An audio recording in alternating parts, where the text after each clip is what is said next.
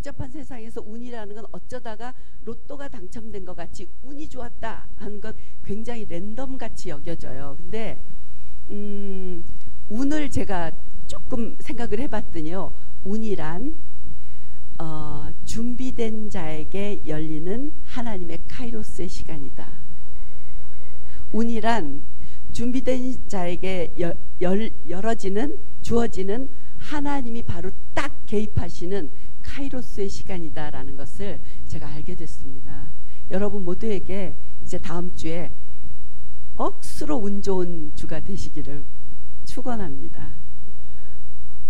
운이란 이거 외우세요. 운이란 준비된 자에게 열리는 하나님의 카이로스의 시간이다.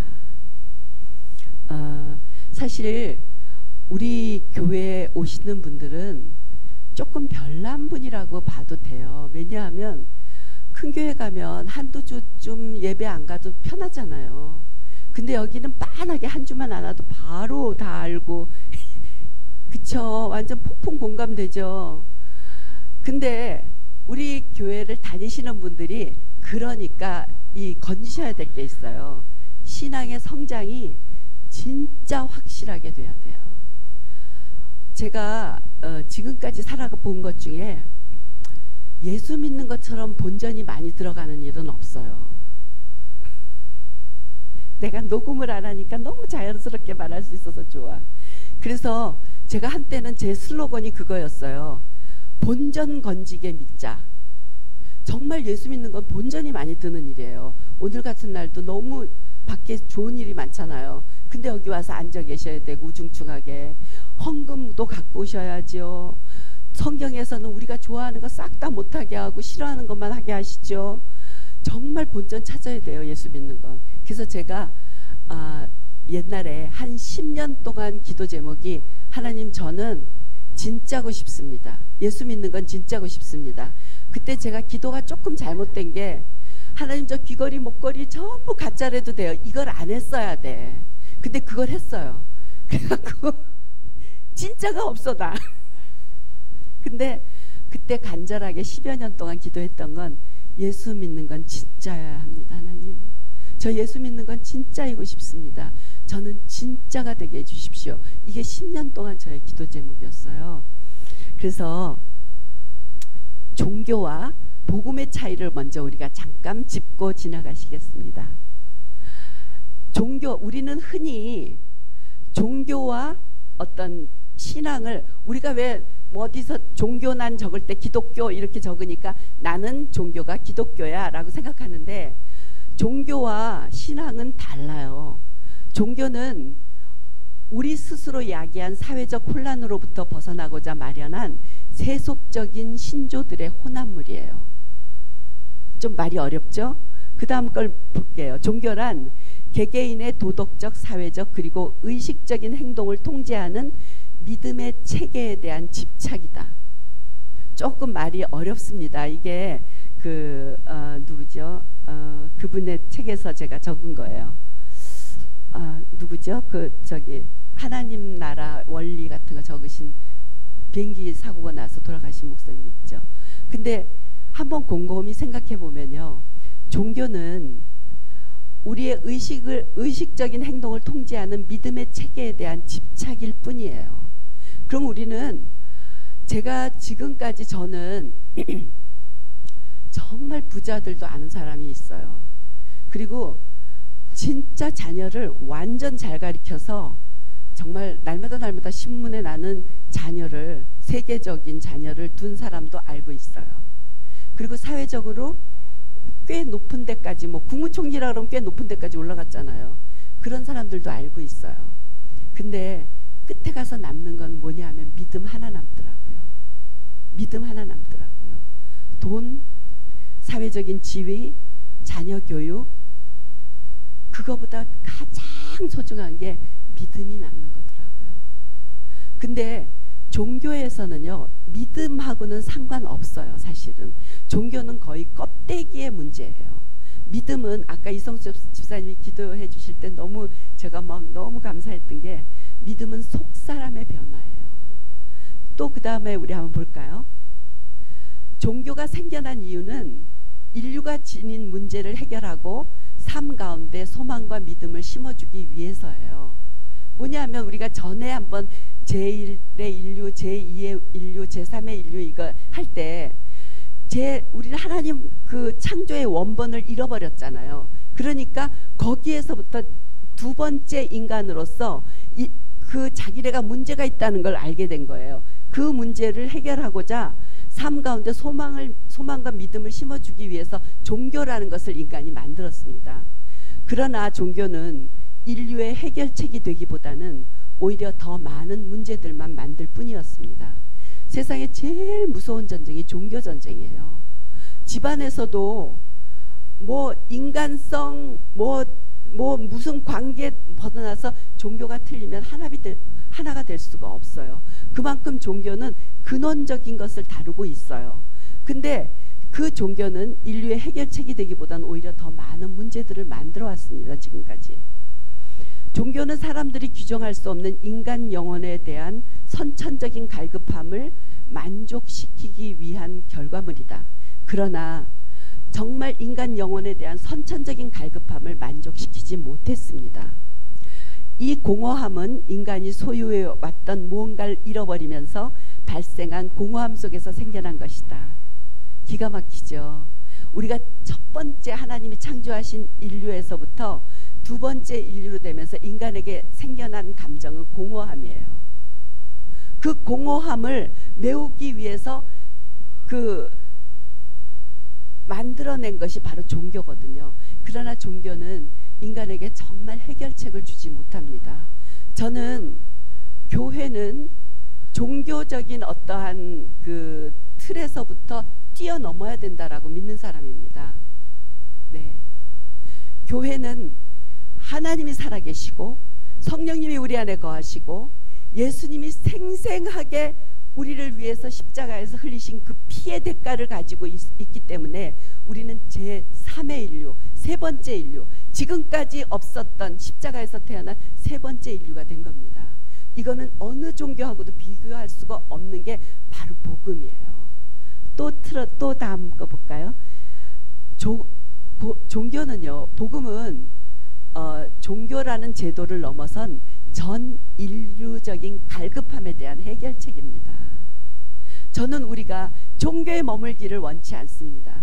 그리고 지금 사회적으로 정말 우리나라가 뿌리째 흔들리는 것 같은, 뽑힐 게 뽑히고 흔들릴 게 흔들리는 것 같은 우린 격동기에 살고 있습니다. 제가 어저께 장로님이랑 식사를 하면서 그런 얘기를 했어요. 어쩌면 우린 이거 지금 3차 대전을 치르고 있는지 몰라. 근데 전쟁의 형태가 좀 다를 수도 있어요. 그런 생각을 했는데 지금 있죠. 우리나라도 우리나라는 특히 이 종교라는 것에서부터 더 발전하지 못한 교회를 하나님이 흔드시는 것 같아요. 교회가 왜 그래? 목사가 왜 그래? 종교에 머물고 있으면 흔들릴 수밖에. 하나님은 흔드세요. 저는 하나님이 흔드시는 게 오히려 감사한 거라고 생각해요. 여러분들이 지금까지 교회를 다니시면서 교회 때문에 상처 안 받으신 분 있으세요?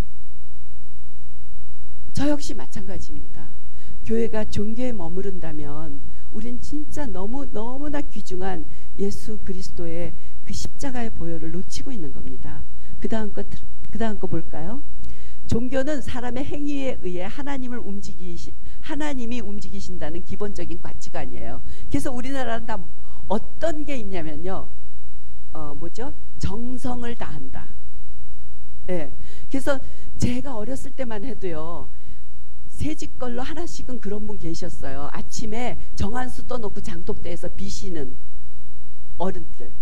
제가 어렸을 때만 해도. 그래서 우리나라의 새벽 기도가 저는 굉장히 강력하게 일어났다라고 그냥 보는 사람이에요. 이건 제 개인적인 의견입니다. 그래서 사람의 행위에서 인과응보적인 것이 굉장히 강해요. 우리나라는. 어떤 그 종교학자가 그런 말을 하더라고요. 한국은 불교가 들어와도 불교 전통대로 유지되지 않는다. 샤머니즘 한다. 기독교 역시도 기독교 정통이 유지되지 않는다. 샤머니즘 한다. 그만큼 우리는 종교성이 강한 민족이에요. 그래서 우리는 우리의 행위, 우리의 그 인과응보적인 행위로 하나님을 움직이려고 하는 가치관을 근본적으로 갖고 있어요. 그리고 그런데 복음은요, 하나님의 사랑에 대한 반응이 우리의 행위라는 가치관이에요. 조금 헷갈리실 수 있어요. 종교는 우리의 행위로 하나님을 움직이려고 해요. 그런데 복음은요, 하나님의 사랑이 우리를 움직여요. 그러니까 복음은요, 먼저 우리가 하나님 사랑에 쩔어야 돼요. 뭘 잘못했네, 뭘 잘했네, 요렇게 해야지 저렇게 해야지, 이것을 넘어서서 우리가 하나님의 사랑에 쩔어져야 돼요. 그래서 아니, 하나님이 이런 날 이렇게 사랑하신다고 여기에 날마다 놀라는 일이 있어야 돼요. 그럴 때 우리의 그 반응이 하나님이 원하시는 반응이 나올 수밖에 없는 거예요. 그래서 복음은 행위가 변하기에 앞서 우리의 속사람이 변하는 게 복음입니다. 제가 이제 이 나이쯤 먹으니까 저보다 나이 많은 70대 이런 이제 정말 믿음이 좋았던 어른들을 많이 만나게 되잖아요. 그러면 속사람이 변하지 않고 행위가 변했던 사람은요, 낮은 은을 입힌 토기같이 70대쯤 되면 거쳐져요. 착한 행동을 할 힘이 없는 거야. 그러니까 하나도 안 착해. 그냥 옛날엔 진짜 멋있는 권사님이었고 멋있는 사역자였는데 70이 지나면요 똑같아요. 그 참 전 신비 중에 신비였어요. 근데 그 원인이 우리가 종교 생활을 하느냐 복음에 반응하느냐에 있었다라는 걸 제가 알게 됐습니다. 우리는 이 대가 지불을 하시고 작은 교회 다니시는 여러분, 딴 건 몰라도 믿음 많은 진짜가 되고 확실하게 됩시다. 종교인이 되는 게 아니라 복음의 사람이 됩시다.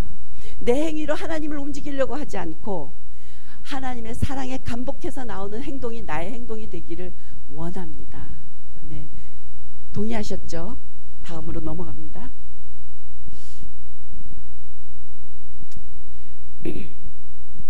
제가 오늘 그 셀 모임의 중요성에 대해서 하려고 그래요. 사실은 이거 굉장히 부담되는 제목이라서 제가 이걸 지금 해도 되나 좀 망설였습니다. 그런데 저를 봤을 때요, 저는 신앙 성장의 80% 이상이 소그룹 모임에서 이루어졌어요. 그만큼 소그룹이 중요합니다. 그래서 왜 소그룹이 중요한지 말씀드릴게요. 제가 일단 우리는 종교를 넘어선 정말 복음의 사람이 됩시다. 우리는 그냥 내 문제 해결받고 나 든든한 빽대는 하나님을 넘어서서 하나님의 나라를 이 땅에 가져오는 자가 됩시다라는 자기 자신에 대한 어떤 그 정체성을 가지고 있다라면 우리는 신앙 성장에 대해서 정말 우리는 대가를 지불해야 되면 지불해야 된다라고 믿습니다. 이제 이번 시간에는 셀 모임이 가진 3가지 유익을 제가 얘기를 하려고 그래요. 첫 번째 셀 모임은요, 셀 모임을 통해서 강력한 돌파를 경험할 수 있어요. 셀 모임은 돌파를 가져올 수 있어요. 왜냐하면 그 돌파라는 단어가 파라츠잖아요. 여러분 아시다시피. 근데 이 파라츠라는 단어가요, 박살내다, 초토화시키다, 뭉개버리다, 산산조각내자, 부수고 나가다, 터쳐나가자, 성장하다, 열려지고 증가한다, 닫혔거나 제한받았던 것이 이제는 자유롭게 열린다는 뜻이에요. 파라츠. 우리 생애에 이 파라츠는 굉장히 중요해요. 맨날 걸려서 넘어지는 문지방에 또 걸려서 넘어지고 또 걸려서 넘어지는 게 아니라 그 문지방을 훌쩍 넘을 수 있는 돌파의 기름 부으심, 파라츠의 기름 부으심이 우리 생애에는 너무나 중요합니다. 이거는 교회적으로도 돌파의 기름 부으심이 있어야 하고요. 또 셀 모임을 통해서 이 돌파의 기름 부으심이 일반화돼야 돼요. 제가 동의를 안 얻었는데 이제 이 경남 5기 고레스 학교를 하고 나서 이제 그 중에 3명이 TT스쿨을 하게 됐어요. 그래서 그걸 이제 TT스쿨은 김난영 집사님이 이제 맡아서 하시니까 그걸 하는데 어제 제가 그 문자를 받고 너무나 행복했던 게 진짜 지긋지긋하게 안 팔리던 센텀시티 67평짜리 아파트가 팔렸다는 문자가 왔대요. 예. 이 사람은 그것 때문에 이자도 많이 냈고요. 신용, 남편 정말 고생 정말 했고요. 이 사람 월말을 지나고 나면 제정신이 아니었어요. 이자 내고 막 카드값 맞고 하느라고. 근데 그렇게 몇 년인지 몰라도 하여튼 오랫동안 안 팔리던 그 센텀시티 아파트가 6년? 10년을 이번 지난 주간에 팔린 거예요. 요 소그룹을 통해서 그런 돌파를 경험하게 된 거예요. 정말 그 소그룹이 가진 돌파의 능력을 여러분들은 다 누리셨으면 좋겠습니다. 그래서 돌파에 관한 그 파라츠라는 단어가 쓰여진 단어가 이사야서 54장 3절이에요. 주보에 나와 있습니다. 이사야서 54장 3절에 이는 내가 좌우로 퍼지며, 여기에 퍼지며, 이게 돌파예요. 파라츠하며 좌우로 퍼지며 내 자손은 열방을 얻으며 황폐한 성읍들은 사람 살 곳이 되게 할 것입니다. 두려워하지 말라. 내가 수치를 당하지 아니하리라. 놀라지 말라. 내가 부끄러움을 보지 아니하리라. 내가 내 젊었을 때의 수치를 잊겠고 과부 때의 치욕을 다시 기억함이 없으리니.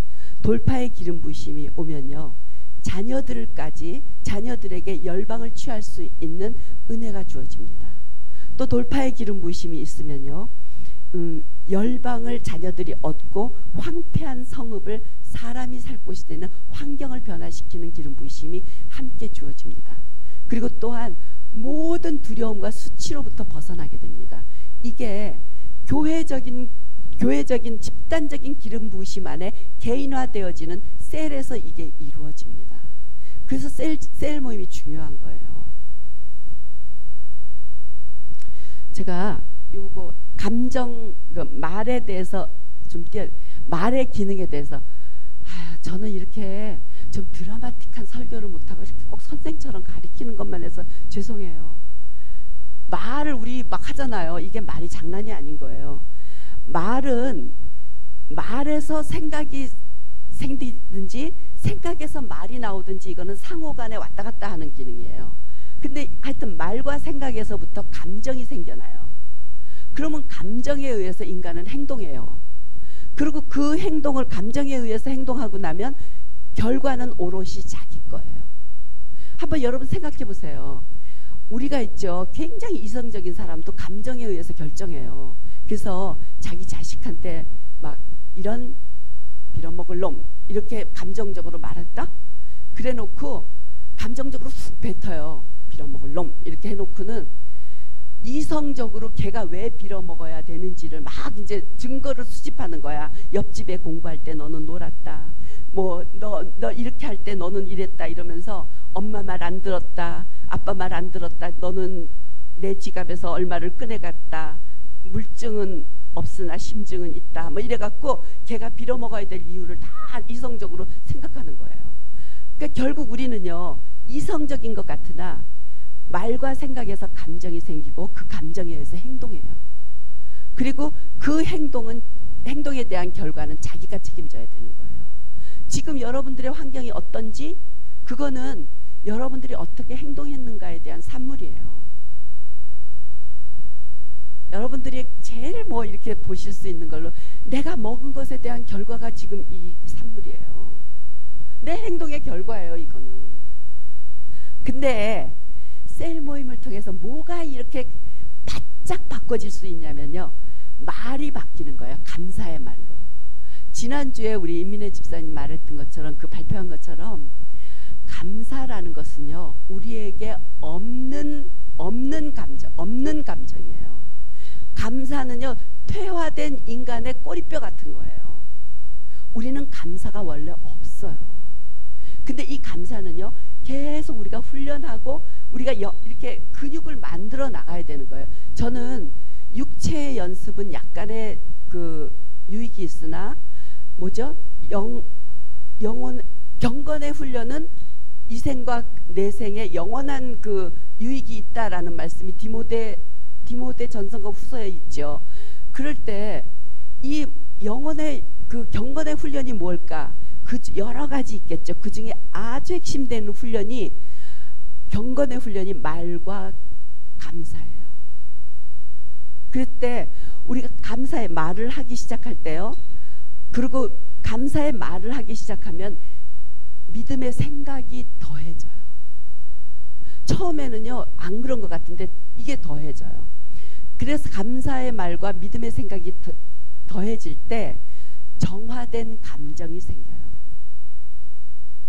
그러면 정화된 감정에선 뭐가 생기냐면, 뭘 하게 되냐면 믿음의 행동을 하게 돼요. 그러면 결과가, 믿음의 결과가 나온답니다. 이거 있죠, 저쪽 위에 거, 요쪽 결과를, 요거를 저기 애프터 서비스 하느라고 애쓰는 것보다 요쪽 결과를 만들어내는 과정이 훨씬 인건비가 적게 들어요. 저는 굉장히 경제적인 용어를 써서 지금 설명합니다.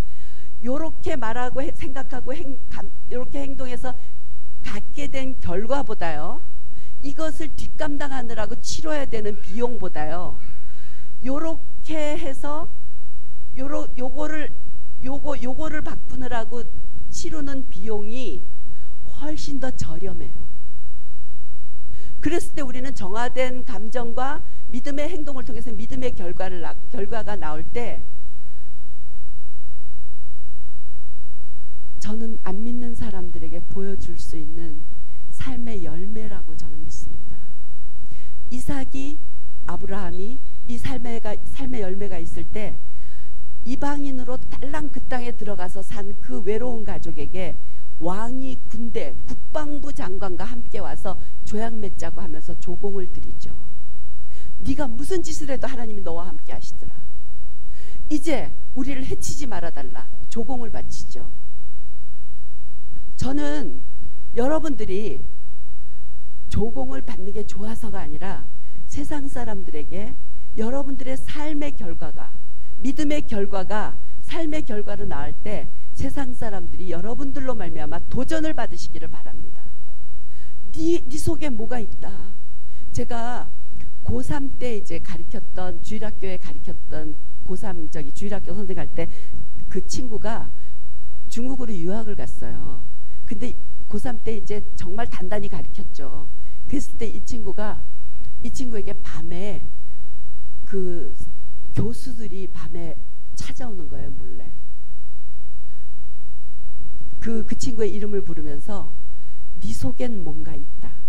중국이 그때 뭐 할렐루야 이런 거 대놓고 못할 때예요. 지금부터 한 30년 전이니까요. 한 30년 전에. 근데 교수들이 찾아오는 거예요. 네 속에 뭐가 있다. 난 네 속에 뭐가 있는 걸 나도 갖고 싶어. 학생한테. 그래서 그 밤에 교수들이 찾아와서 얘한테 기도받고, 얘한테 복음을 영접받고, 얘를 통해서 복음을 영접하고, 그러고 돌아갔어요. 그때 한 30년 전에는 지난번에 교회의 3단계 3계단 할 때 중국의 회심의 기름 부으심이 강력하게 흐르던 시대였어요. 그렇기 때문에 그 사람들이 자기네 학교에 유학 온 학생 속에 있는 뭔가 썸띵을 보고 밤에 찾아온 거예요. 그래서 그분이 예수를 영접한 거예요. 지금 우리는 훨씬 더 다양하고 훨씬 더 이렇게 발전한 사회상에 살고 있습니다. 여기에서 하나님은 이 사회를 모르시는 하나님이 아니십니다. 하나님은 지금 우리가 어떻게 살아야 되고 어떻게 우리가 승리자로 살아가야 되는지 넉넉히 아시는 분이십니다. 우리가 바꿔야 될 것은 이거예요. 감사의 말과 믿음의 생각을 통해서 정화된 감정을 갖고 믿음의 행동을 하게 되고, 거기에 따라서 믿음의 결과가 나왔을 때 우리는 세상에 자극을 주고 도전을 주고 세상을 축복하는 사람들이 될 수 있다라는 것입니다. 아멘. 네. 요게 어디서 이루어지냐면요, 셀 모임에서 이루어지기가 참 좋아요. 셀 모임에서.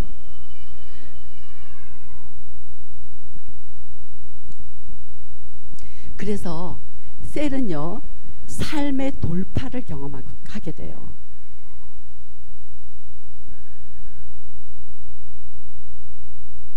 아이고 우리 우민이가 아우를 보더니 예민해졌어. 지금 얼마나 쟤도 참 2년여 인생의 힘든 시기를 겪고 있겠어요. 갑자기 지가 받던 모든 사랑을 동생이 받고 있으니.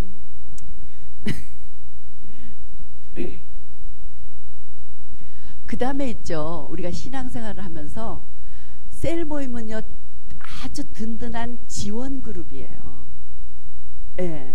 이 가족보다 더 진한 지원 그룹을 갖는다는 것은 인생에서 이건 축복이에요.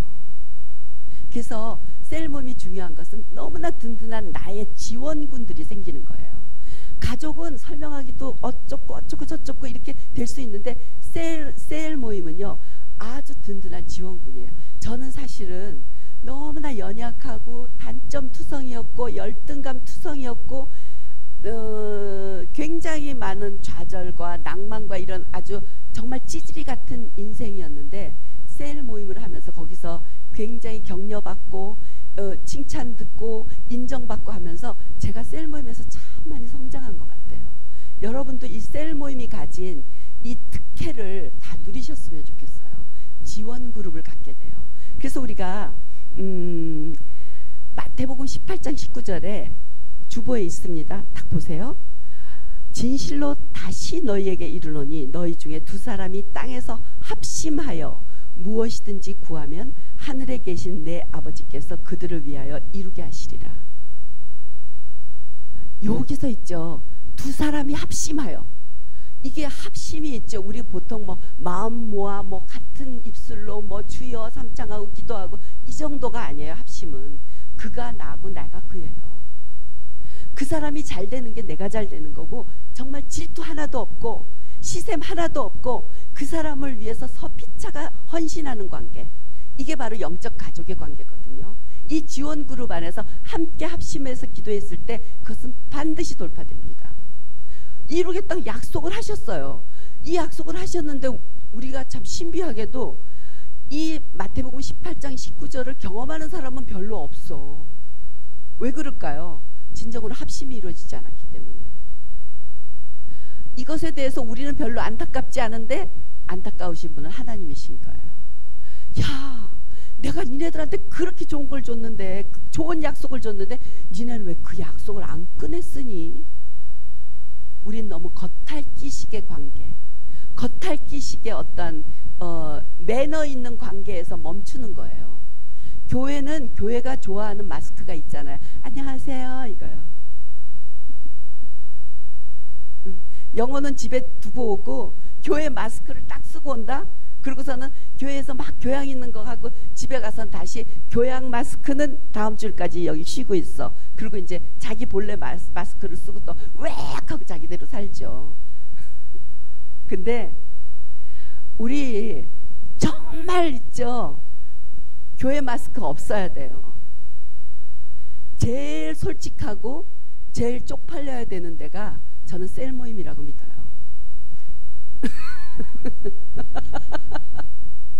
네, 셀 모임 하다가 진짜 박살나게 싸움도 해야 되고요. 너무 쪽팔림의 사건도 많아야 돼요. 거기에서 세워지는 거예요. 거기서 솔직할 수 있는 거예요. 우리가 모두 다 교회용 마스크를 쓰고 있는 한은요, 진짜 자기가 고쳐질 사이가 없어요. 그리고 70점 돼보세요. 그 마스크 이제 귀찮아서 못 써. 그러니까 그거 이제 소용이 없게 되면 있죠, 원래 마스크로 돌아오는 거예요. 제가 거기서 너무 허탈했었어요. 그러니까 우리는 이제부터 교회용 마스크를 버리세요. 네, 그걸 깨트려 버리세요. 그리고 원래 마스크로 셀 모임을 하면서 거기서 정말 자기가 고쳐져야 돼요. 거기서 자기가 격려받아야 돼요. 거기서 자기의 일을 놓고 함께 기도했을 때 돌파가 이루어지는 걸 경험해야 돼요. 이런 세상에 마태복음 18장 19절 같은 엄청난 기도에 대한 약속이 주어져 있는데 이 약속을 우리 걸로 하지 못하는 거, 눈 번이 뜨고 코베 먹는 것을 허용하는 거예요.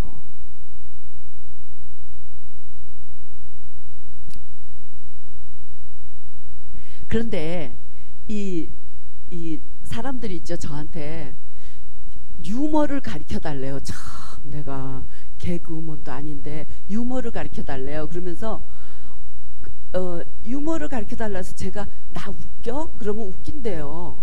그래서 내가 왜 웃길까? 막 저는 제가 웃긴다는 생각을 별로 못 해봤거든요. 근데 유머가 어디서 나오는지 아세요? 상상력에서 나와요. 그래서 상상력과 그 사람이 잘 됐으면 하는 그 협동심의 마음이 있죠. 유쾌한 성품을 가져와요. 다시 우린 유쾌한 성품을 갖잖아요. 그러면 사람들이 그 사람 옆에 와요. 유쾌한 성품 때문에. 왜냐하면 세상은 그렇게 유쾌할 일이 없거든. 근데 유쾌한 그리스도인들에게는 있죠, 리더십이 주어져요. 그래서 믿는 사람이나 안 믿는 사람이나 유쾌한 사람을 좋아해요. 근데 그 유쾌함은 어디서 나오냐면, 유쾌한 성품은 어디서 나오냐면 상상력과 그 사람이 잘 됐으면 하는 협동심에서부터 나와요. 요거를 연습하고 길러가는 게 셀 모임이에요. 예. 그래서 지금 현재 셀장님들, 그리고 앞으로 셀장이 되실 후보자님들, 유쾌한 성품을 가지세요. 상상력과 협동심에서 나옵니다. 저는 상상력이 좀 풍부한 편이에요. 그래서 제가 어렸을 때 7, 8살 때 우리 엄마가 언니만 편애하시는 것 같아서 저는 스스로가 소공녀라고 생각했어요. 그래서 매일 나의 진짜 엄마가 나를 찾으러 올 거야. 저 둘은 그때 두고 보겠어. 맨날 그러고 그랬었거든요. 근데 제가 조금 상상력이 있나 봐요. 그래서 성경을 볼 때도 항상 상상을 하면서 보는 것 같아요. 근데 여러분들도 그거는 얼마든지 훈련하실 수 있어요. 유쾌한 성품은 상상력과 협동하는 마음에서부터 나온다. 이게 셀 모임의 마치 이거 뭐라고 할까요? 영양소 같은 거예요. 그리고 있죠, 셀 모임의 특징은요, 자기를 툭 터놓을 수 있는 거예요. 그죠? 실감하시죠? 자기를 툭 터놓았을 때 그리고 아주 의욕적으로 칭찬해줘도 돼. 예. 툭 터놓고 의욕적으로 칭찬해줄 때 있죠. 칭찬하는 사람은 뭘 갖는지 아세요? 자긍심을 갖게 돼요. 칭찬받는 사람은요, 격려를 받게 돼요. 그래서 이 셀 모임은요, 칭찬이 난무해야 돼. 그 사람의 지금을 보는 게 아니라 장래의 모습을 볼 수 있어야 돼요. 그게 셀 모임의 아주 큰 유익이에요. 지금을 보는 게 아니라 이 사람에게 주어진 하나님의 가능성을 보아주는 거. 멋있죠? 이런 모임은요, 정말 돈 내고라도 들어가야 돼. 근데 공짜로 하잖아, 교회 셀 모임은. 지금 그 사람의 모습을 보면요, 절망할 수밖에 없고 휙 돌아서서 비난할 수 있는 게 많아요. 근데 지금 그 모습은 아무것도 아니야. 하나님이 이 사람에게 갖고 계신 장래 모습을 보고 그걸 인정해주고, 그걸 그렇다라고 말해주고, 조금만 구름 같은 요 손바닥만한 구름이 보여도 그렇게 될 것이라고 믿어주고, 이게 셀 모임이 가진 강력한 힘이에요.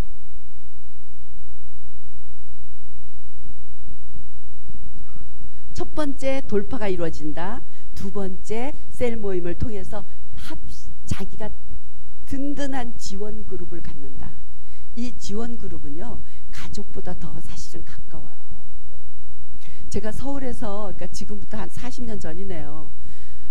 40년은 덜 됐다. 한 30 몇 년 전인데, 서울에서 이런 셀 모임 가운데 있었어요. 그러다가 부산으로 이사를 왔는데, 제가 부산에서 딱 이사를 와서요, 거의 매일 울면서 기도한 게 저희 셀원들이었어요. 너무 보고 싶고 너무 그립고 너무 해서. 그 가족들은 제가 이사 올 때, 그때는 이삿짐 센터에서 밤에 싸서 새벽에 출발하거나 뭐 그랬어요. 근데 사람은 이제 기차를 타고 왔는데 있죠, 저희 친정 식구들은 막 김밥, 유부초밥 이런 거 싸가지고 와서 막 기차가 떠날 때 막 기차하고 따라 뛰면서 막 잘가 막 이러고 그러던 시절이었어요. 근데 그 친인척은 하나도 안 보고 싶고요, 셀원들만 보고 싶은 거예요. 그래서 날마다 울면서 전화했고 그랬던 게 기억이 납니다. 진짜로 가족보다 더 툭 터놓고 얘기하고 더 성장하고 더 정이 깊이 드는 게 바로 이 조그만 믿음의 공동체예요.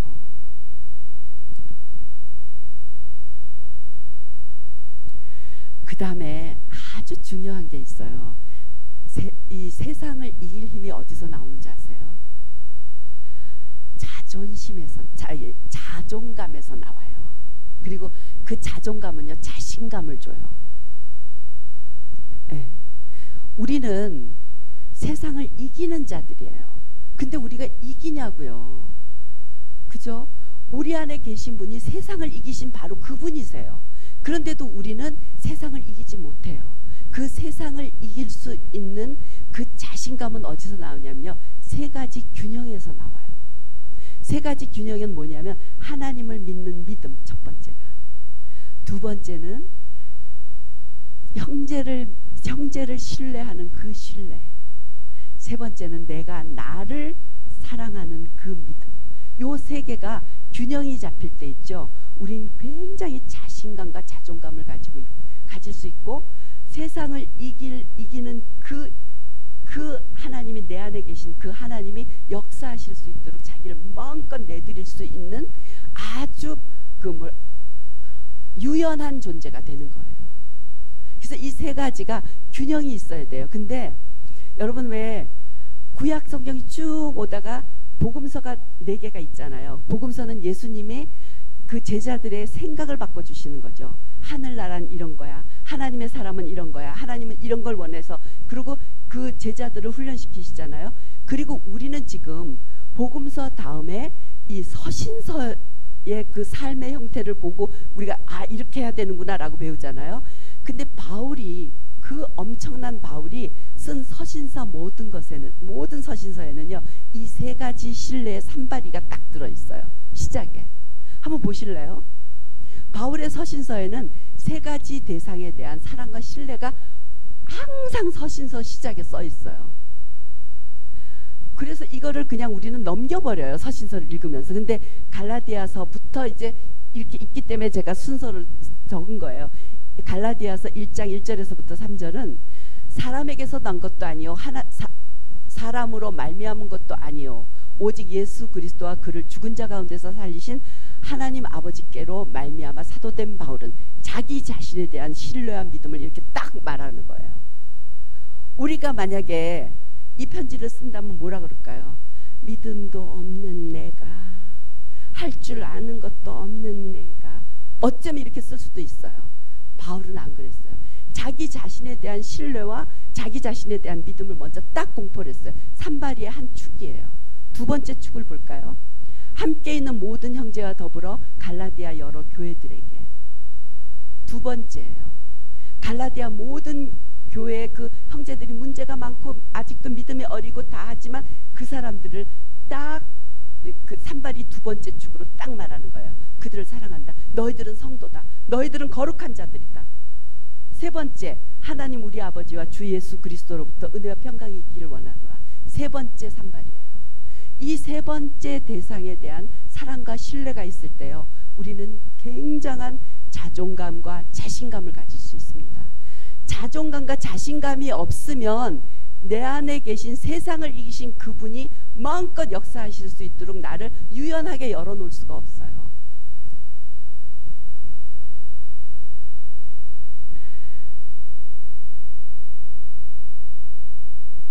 그래서 균형 잡힌 자신감. 셀 모임을 통해서 이 균형 잡힌 자신감을 갖기까지요, 온갖 추태를 다 보여도 괜찮아요. 그거에 대해서 하나도 쪽팔려 할 필요가 없어요. 저는 우리 교회 안에 정말 쪽팔림에 대해서 아무렇지도 않게 여기는 기름 부심이 흘리기를 소원합니다. 네. 저 역시 소그룹에 들어가면 진짜 겁나게 정직해져야 돼요. 겁나 존경했을 때 사람들을 내가 거기서부터 성장할 수 있거든요. 근데 그 겁나게 정직했을 때 그거를 뒤로 돌아서서 그랬대 이러면서 까십을 하면, 기도해줘야 돼, 어제 또 싸웠대, 막 이렇게 하면요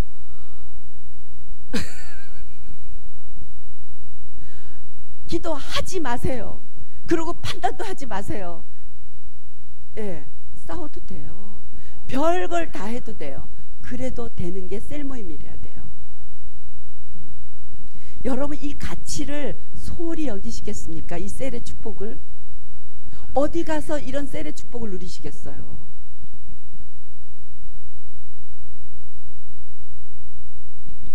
저는 이 말씀이 참 일생의 미스테리였어요. 요한복음 14장 12절입니다. 무슨 말씀이냐면 내가 진실로 너희에게 이르노니 나를 믿는 자는 내가 하는 일을 그도 할 것이요 또한 그보다 큰 일도 하리니 이는 내가 아버지께로 감이라.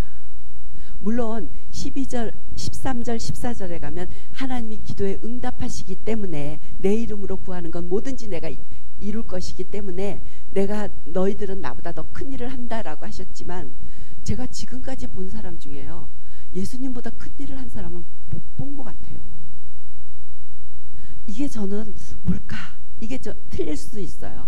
저는 연합하는 가운데 이 말씀이 이루어진다라고 믿어요. 내 혼자 이렇게 하는 게 아니라 연합하는 가운데 내가 이 사람과 서로 연합해서 정말 네가 잘 되는 게 내가 잘 되는 일이야. 내가 잘 되는 게 네가 잘 되는 거야. 서로 기도해주고 서로 격려해주고 할 때 저는 이 말씀이 이 among you 너희들 가운데서 이루어질 수 있다라고 저는 믿게 됐어요.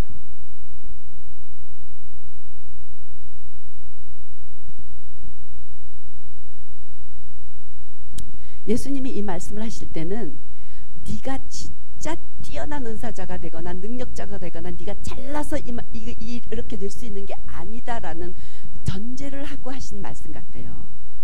이 말씀에는 너희들이 하나가 될 때 그 하나 된 것을 통해서 나보다 더 큰 일도 해낼 거야 라는 그러한 말씀이신 걸로 저는 이해가 됩니다.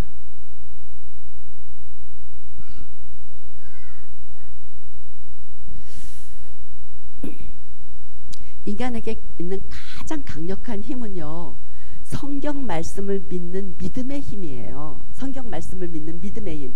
이거는 진짜 강력해요. 근데 성경 말씀의 내용이 어떤 내용이냐면 하나님에 대한 믿음, 내 자신이 얼마나 존귀한 자인지, 내가 얼마나 축복을 받은 자인지. 아까 이성수 집사님 기도하셨듯이 나는 아무것도 한 것도 없는데 나는 의인이야. 나 아무것도 이루지도 하지 않았는데 하나님의 자녀야. 시상에 그리스도의 신부야.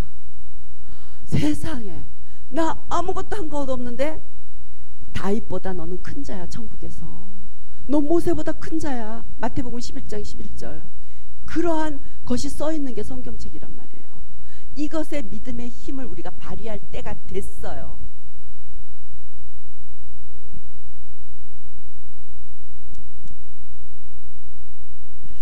이게 진정한 자신감은 하나님에 대한 믿음, 자기 자신에 대한 사랑과 믿음, 다른 사람에 대한 신뢰, 이것이 진정한 자신감을 형성하는데요. 이 세 가지에 대한 자신감을 갖는다면 믿음과 인내심을 기를 수 있는데 그 중에 하나가 부족해요. 그러면 나머지 두 개가 싱싱하잖아요. 이걸 이렇게 보태줄 수 있어요. 그러니까 왜 산발이에 두 개가 이렇게 쑥쑥 자라났어. 근데 산발이 한쪽 축이 조금 이렇게 무너져 있어요. 그럼 여기에서부터 이쪽으로 이렇게 영양소를 공급해서 같이 이렇게 성장할 수 있도록 밸런스를 맞춰주는 역할을 해요. 만약에 이게 자기 자신이 굉장히 잘났어. 자기 자신이 이제 막 믿을 만한 사람이야. 그건 세워졌어요. 근데 옆에 지체에 대한 사랑, 옆에 지체에 대한 사랑과 신뢰는 없어요. 그렇게 되면 이 사람은 결국은 무너지게 돼요. 자기 잘난 맛에 망하게 돼요. 요 세 개의 산발이만 든든하다면 우리는 어떠한 불확실한 난관도 헤쳐나갈 수 있습니다. 예수를 믿는다는 사람은요, 세상에 휘둘리는 사람이 아니에요. 세상을 이기는 사람이에요. 예수를 믿는다는 사람은요, 이 세상 가운데 하나님의 능력과 하나님의 권능과 하나님의 치유와 하나님의 회복과 하나님의 재정과 그 놀라우신 하나님의 나라를 이 땅에 가져오는 자예요. 우리 각각이 하늘의 열린 문이 돼야 되는 거예요.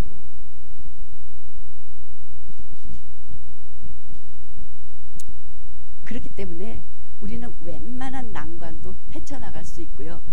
각 살아온 난관은요, 사실은 계급장이에요. 살아오면서 겪었던 난관들은요, 인생의 계급장이지 그것 때문에 찌그러지라고 있는 게 아니에요. 네.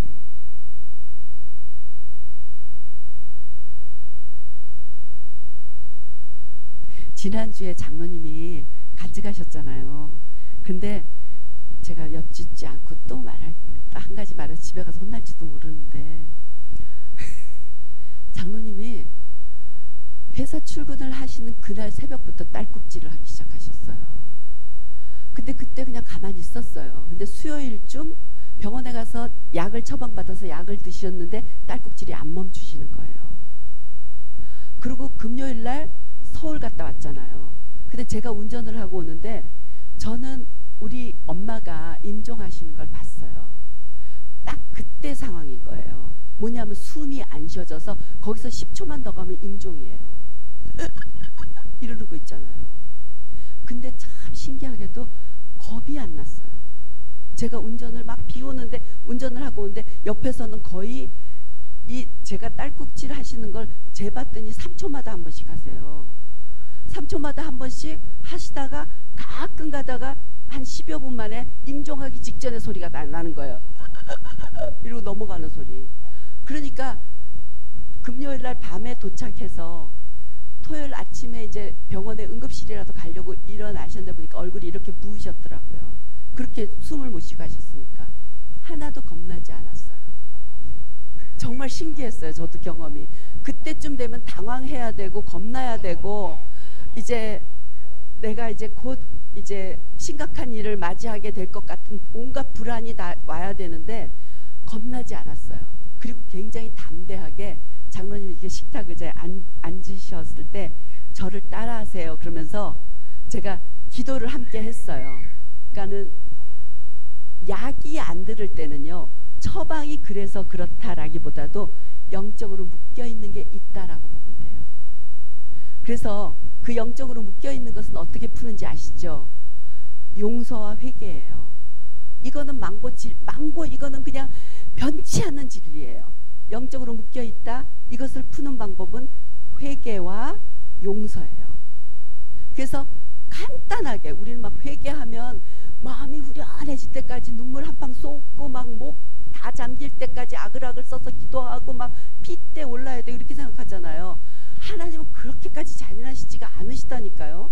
그냥 간단하게 회개하고 하나님 앞에 선포하고 기도했어요.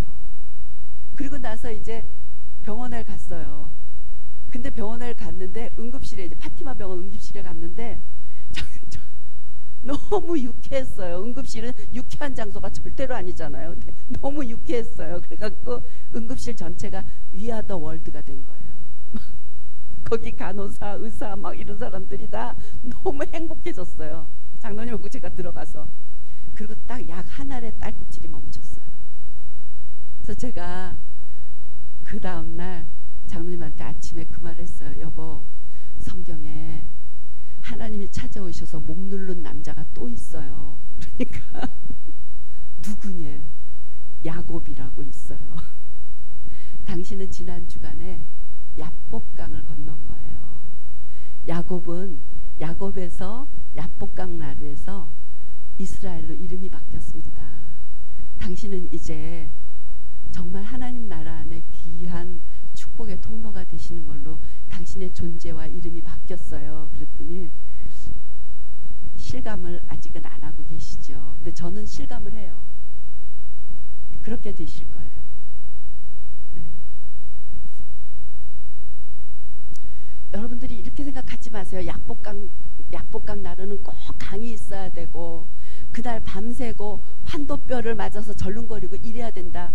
그거 아니에요. 그 세팅이 안 돼도 하나님은 우리의 목을 누르시면서 우리의 이름을 바꿔주시고 우리에게 새로운 존재로서 인쳐주시는 시간들이 꼭 있습니다. 요게 될 수 있는 데가 셀 모임이에요. 셀 그룹이에요.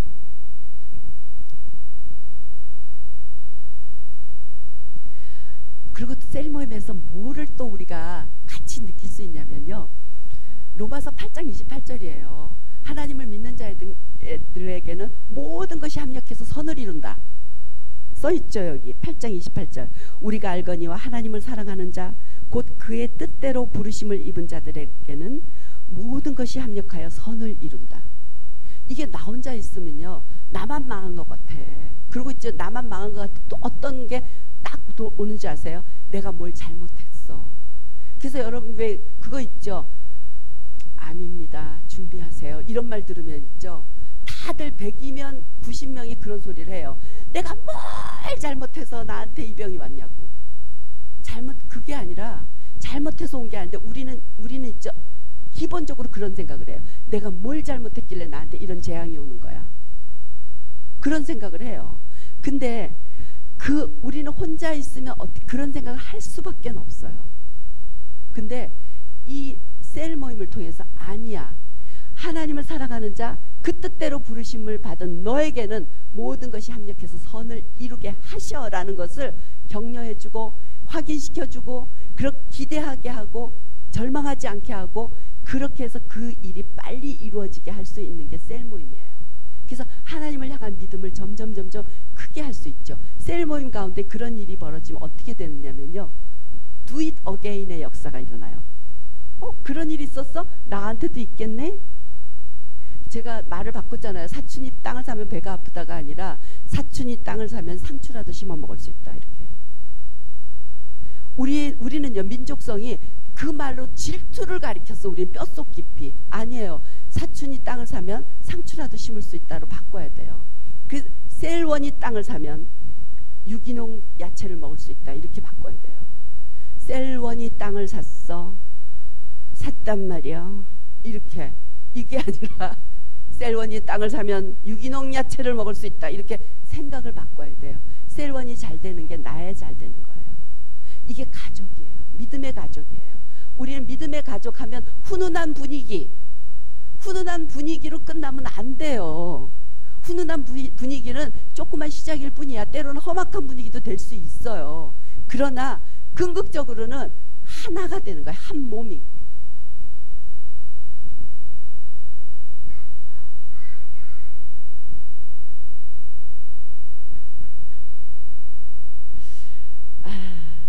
이 하나님, 이 로마서 8장 28절만 딱 내 것이 되고 이게 셀 모임 가운데서 서로 이렇게 체험되어지고 경험되고 나눠지고 이걸로 격려되고 한다면요, 아무도 믿음에서 낙심되는 사람이 없을 거예요.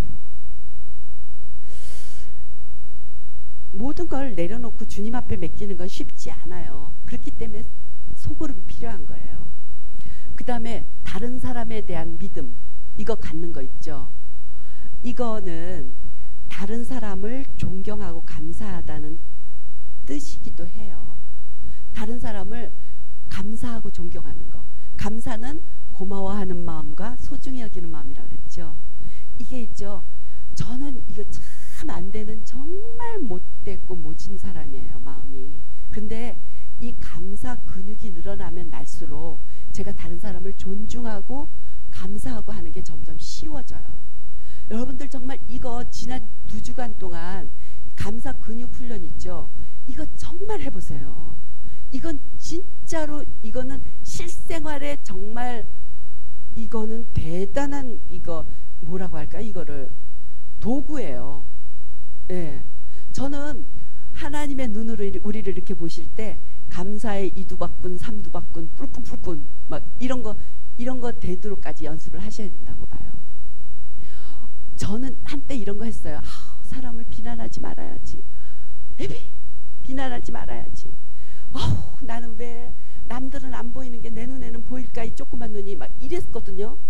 근데 그거하고 싸우니까 점점 나는 비난하는 사람이 되더라고요. 그거 그냥 내버려둬. 그리고 감사를 하기 시작했어요. 그러니까 비난을 금방 훅 털어버릴 수가 있더라고요. 비난거리를. 그냥 감사하는 게, 제가 이 근육이 좀 생기면서요, 인생이 쉬워지기 시작했어요. 여러분들도 이 감사 근육을 한번 만들어 보세요. 이 근육에 따라서요, 정말 이제는 그 감사 근육이 10kg 아량을 딱 들 수 있을 만큼만 되면요, 옆에 있는 사람들이 뭐죠? 꼬일 거예요. 그 사람의 에너지가 좋아서.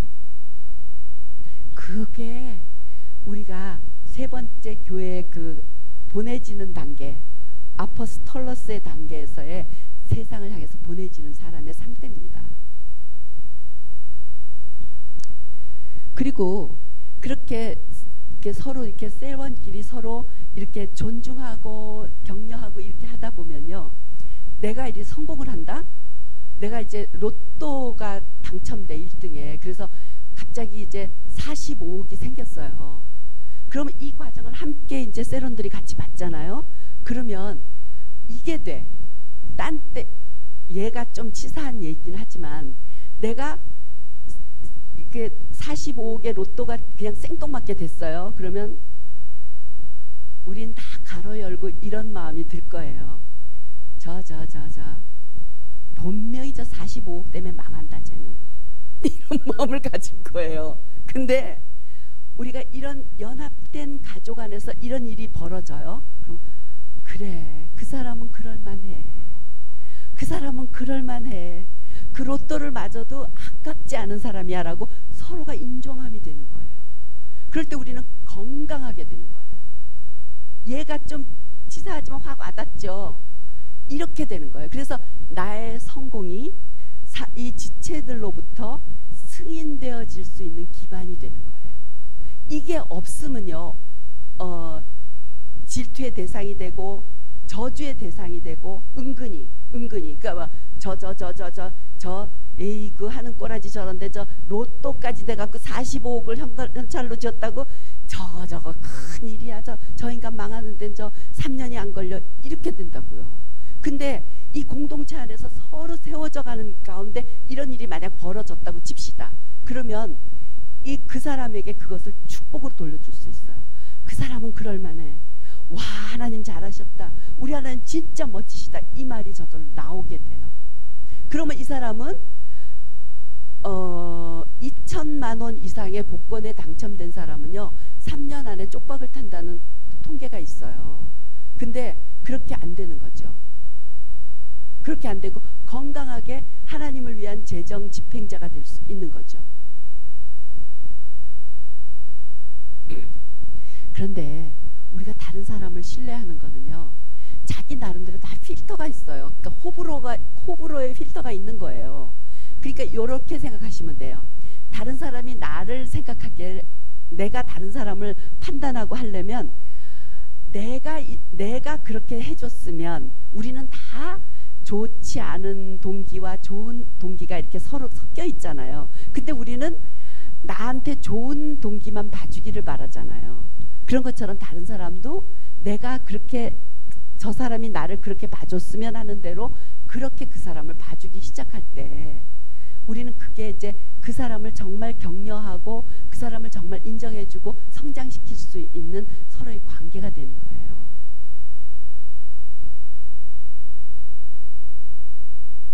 제가 이거 어느 책에서 이거 보고 적었는데 읽어드릴게요. 다른 사람의 도움 없이는 어떤 문제도 해결할 수 없다. 다른 사람의 도움 없이는 어떤 문제도 해결할 수 없다. 자신감이 있느냐 없느냐와는 별개의 문제이다. 혼자서도 잘 해낼 수 있고 해결해낼 수 있다고 자신만 믿고 산다면 언젠가는 반드시 혼자서 해결해야 될 문제를 만나고야 만다. 좀 으시시하죠? 홀로 완벽한 사람은 없습니다. 나 혼자서 요한복음 14장 12절의 말씀을 이룰 수 있다라고 독고다이로 생각하지 말자고요. 지체의 연합함, 형제의 연합함은 정말 우리가 이 땅에서 누릴 수 있는 보물이에요. 그래서 저는 앞으로 우리 교회가 정말 셀 모임이 강화됐으면 하는 바람을 갖고 있습니다.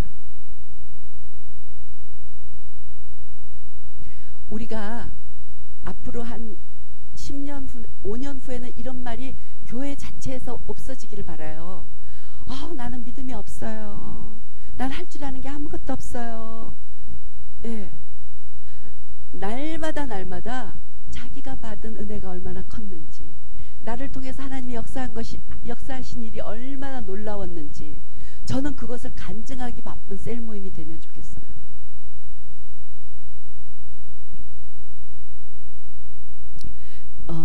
제가 모잠비크 같은 얘기 또 하나 해드릴게요. 모잠비크의 하이디 베이컨의 딸 결혼식이 있는 그때 제가 방문을 했는데, 하여튼 이틀 3일을 아프리카 사람들이 걸어서 그 결혼식을 축하해 주려고 왔어요. 근데 결혼식 피로연의 음식은 이게 훅 날리는 쌀밥하고 닭튀김 한 마리하고 콜라 한 병이었어요. 피로연의 음식이. 근데 저는 이제 그때 결혼식장에서 손으로 음식을 먹기 때문에 손 씻는 물을 주는 사람이 이제 제가 맡은 역할이었어요. 근데 그 물을 이제 양동 이렇게 큰 통에다 받아서 제 이렇게 한국에서 간 열댓 명의 사람들 바켓에 이렇게 쏟아주면서 이 물을 아껴야 됩니다. 아프리카는 정말 물이 없으니까요. 물을 조금씩만 주세요. 아껴야 됩니다. 그리고 물이 떨어지면 말씀하세요. 물을 채워줄게요. 이렇게 했는데 손 씻을 물을 줘야 되는 사람은요 한 8,000명이에요. 줄을 어디까지 서 있는 거예요. 그러니까 막 어떻게 하든지 아껴서, 근데 내 앞으로 손 씻을 물을 받아간 사람이 적어도 500명은 될 거 아니에요. 물이 안 줄었어요. 물을 보충받지 않았어요. 계속 줬어요. 물은. 아니 한 방울씩 줘도 모자랐을 거야. 근데 이게 조절이 돼요? 한 방울이? 찍찍 손 씻을 만큼 줬는데도 물이 안 줄었어요. 그리고 더 놀라운 것은 피로연 음식. 거기에 있는 스태프들이 3박 4일 음식을 준비를 했는데 모자라죠. 사람들이 한 8,000명이 왔는데 하객이. 근데 닭이 안 줄었어요. 마지막 한 사람까지 닭을 줄 수 있었어요. 나중에 그러더라고요. 자기네가 3박 4일 구운 닭이 2,000마리도 안 됐다고. 네, 그것만 해도 굉장한 자산이지 않나요? 우리 인생에는 왜 그런 자산이 없을까요? 저는 있을 수 있다라고 믿습니다.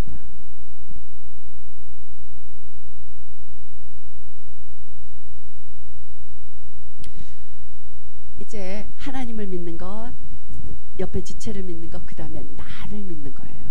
이거 우리 신경 써야 돼요. 우리는 되게 있죠. 이거 겸손인 줄 안다? 근데 아니에요. 나는 9개의 장점이 있어요. 1개의 단점이 있어요. 그럼 우린 대부분 어떻게 하냐면요. 1개의 단점에 안경을 쓰고 9개의 장점을 바라봐요. 그래서 난 아무것도 할 줄 아는 게 없어요. 나는 이래요. 저는 보면 이렇죠. 나는 뭘 입어도 뚱뚱해서 태가 안 나요. 이렇게 말할 수밖에 없잖아요. 그죠? 근데 실감하고 웃으시는 분들 회개하십시오. 우리는 대부분 자기의 단점 1개짜리를 보고 있죠. 그것을 통해서 장점을 봐서 아무것도 아닌 걸로 보는 거예요. 아니에요. 셀 모임을 통해서는요. 단점 하나일 뿐이야. 9개의 장점을 봐주는 거예요. 이게 얼마나, 이건 정말 핵폭탄이에요. 메가 에너지예요. 이 에너지를 폭발시키는 곳이 바로 셀 모임이에요. 제가 만약에 입에다 이런 말을 달고 산다고 생각해 보세요. 나는 뚱뚱해서 뭘 입어도 태가 안 나. 입으면 뭐 하겠어. 뚱뚱한데. 그리고 늙었잖아. 머리도 허옇잖아. 그런데 있죠. 여기에 딱 잡혀 있으면요. 저는 더 이상 발전을 못 하는 거예요. 근데 그거 그래 맞아. 뚱뚱한 거 맞아. 그리고 늙은 거 맞아. 근데 너는 이게 있잖아. 이렇게 봐줄 수 있는 거. 이게 바로 자기를 사랑하는 거예요. 네. 저는 이런 면을 참 개발하려고 애를 썼어요. 너무 열등감이 많은 사람이기 때문에 저의 이 1개의 단점을 통해서 장점을 바라보지 않고 1개 있는 거 알아. 근데 대신 9개 이걸 개발시키자. 이쪽으로 참 저는 좀 노력을 했던 것 같아요. 지금도 하고 있어요.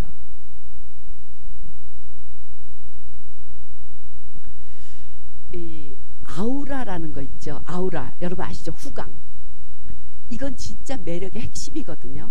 근데 이게 어디서 생기냐면요.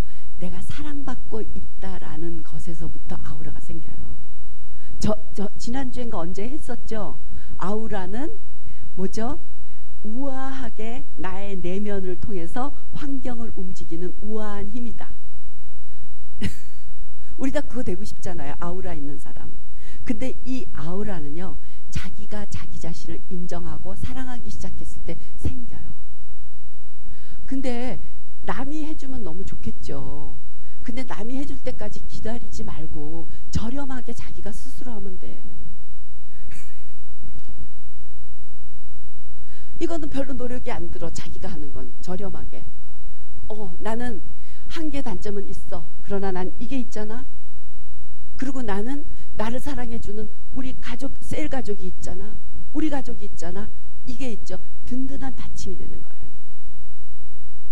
그리고 셀이 또 가장 장점이 뭐냐면요, 자기의 부족을 그대로 드러낼 수 있어서 좋아요.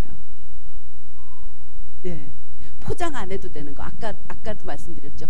포장 안 해도 되는 게 셀 모임이에요. 셀 모임에 와서 포장하면요, 이건 손해 보는 거예요.